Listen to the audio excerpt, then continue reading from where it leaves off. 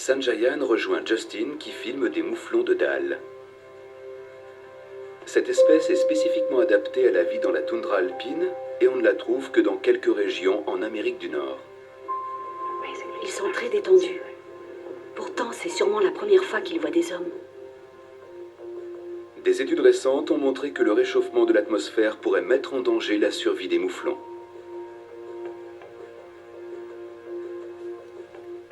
Le mouflon de dalle est menacé par la propagation des maladies. Quand les températures montent, les parasites se multiplient. Ils prospèrent dans les atmosphères chaudes. Or, les mouflons ne résistent pas bien aux parasites. Ces créatures indigènes sont adaptées au froid. Si la Terre se réchauffe, l'écosystème va profondément se modifier. Les espèces qu'on trouve ici ont besoin de vivre dans un climat froid. Si l'air se réchauffe, elles devront aller plus au nord ou grimper dans les montagnes. Mais lorsqu'elles sont déjà au sommet, elles ne peuvent pas monter plus. Ont-elles un endroit où se réfugier? Je n'ai pas encore la réponse à cette question. Après cette évaluation de l'environnement, Sanjayan décide de revenir avec une équipe plus nombreuse pour étudier l'écosystème en détail.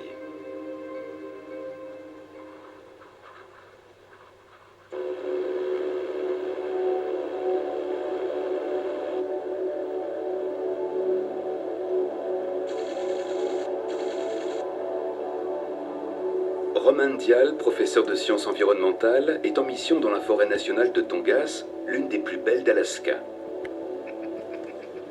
Elle abrite la rivière de Farragut, qui comporte des rapides de classe 5.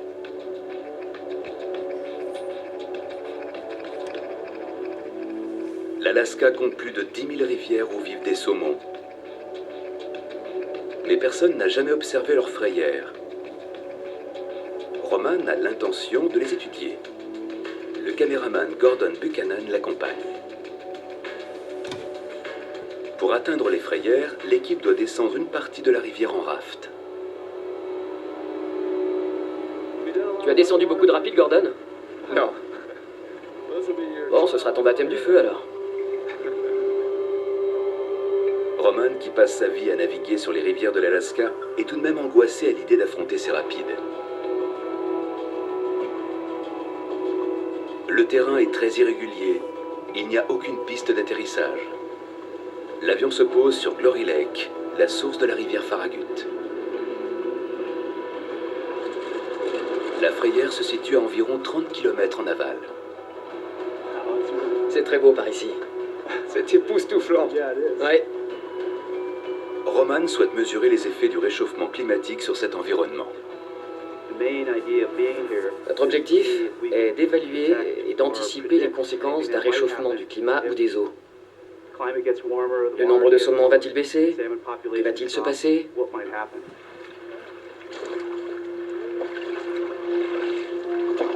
La rivière Farragut est l'une des rares à abriter les frayères de 5 espèces de saumons différentes. Ce poisson nage en eau froide. Si la température montait, il pourrait en souffrir. Les membres de l'équipe ont 3 jours pour descendre les rapides. Mais déjà, la rivière se rétrécit et ils sont happés par les eaux tourbillonnantes.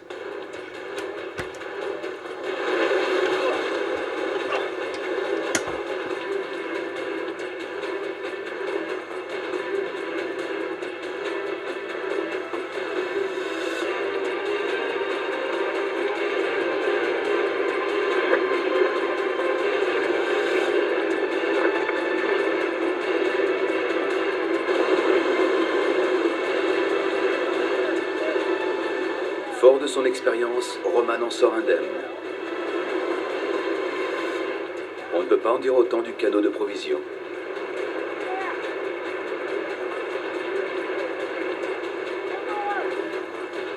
Un membre de l'équipage ne parvient pas à remonter à bord. Le courant est trop fort.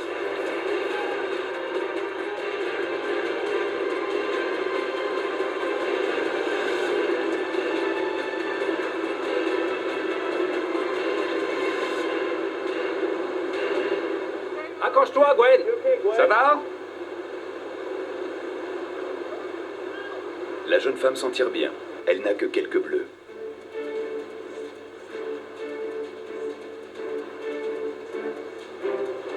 peu plus loin, à l'endroit où la rivière se resserre, les rapides sont plus puissants. Roman va les descendre à bord de son raft fait sur mesure.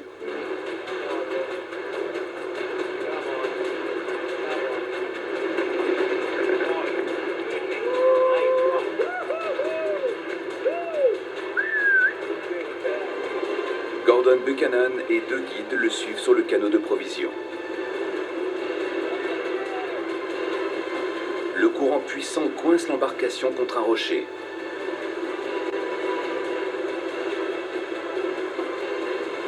Si l'un d'eux tombe à l'eau, il sera comprimé entre le bateau et le rocher.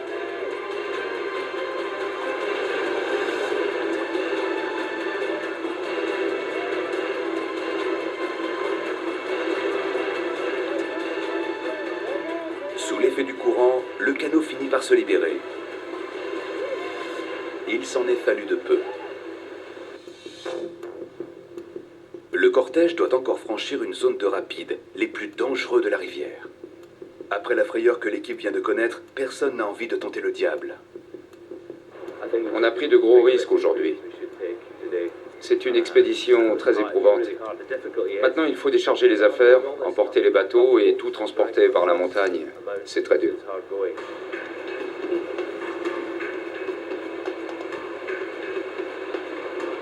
Bravo!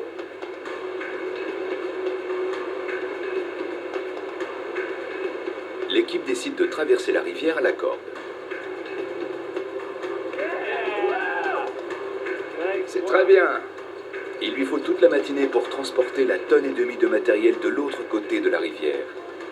Les 9 membres se succèdent sur la corde.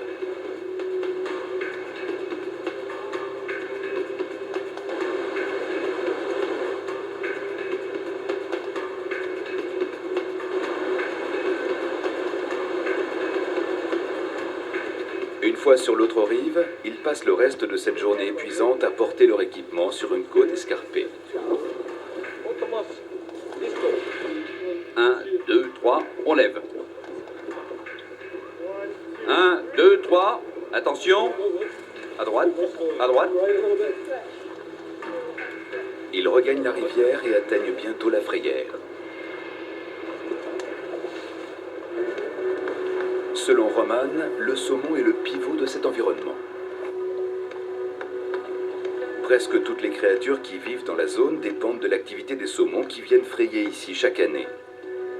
Les carnivores, comme les aigles et les ours, se nourrissent de ces poissons. Les insectes et les petits charognards mangent les restes laissés par les prédateurs.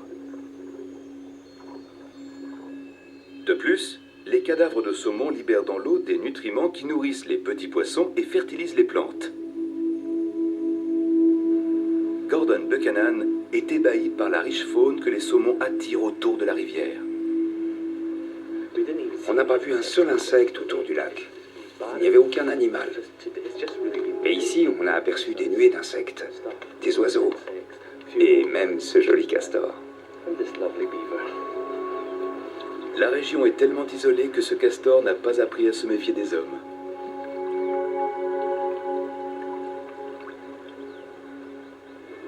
L'équipe devra encore naviguer pendant 3 jours pour atteindre la mer et rejoindre les autres membres de l'expédition.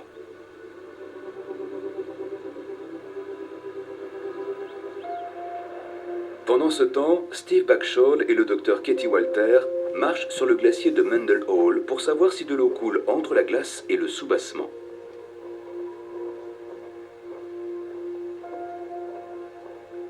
Ils trouvent un autre moulin, un tunnel de glace creusé par les eaux de fonte. En général, les moulins sont remplis d'eau. C'est splendide. Mais les cours d'eau en surface qui ont percé ce tunnel ont dévié, ce qui permet à Steve de descendre facilement. Regardez ça. Vous n'allez pas le croire. Venez voir. Il est rare que les explorateurs entrent dans les moulins.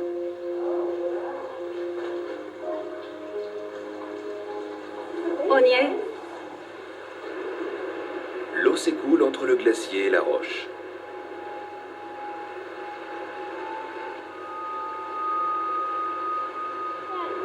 C'est la preuve évidente qu'elle facilite la chute du glacier vers la mer. Certains glaciers avancent 2 fois plus vite qu'il y a quelques dizaines d'années.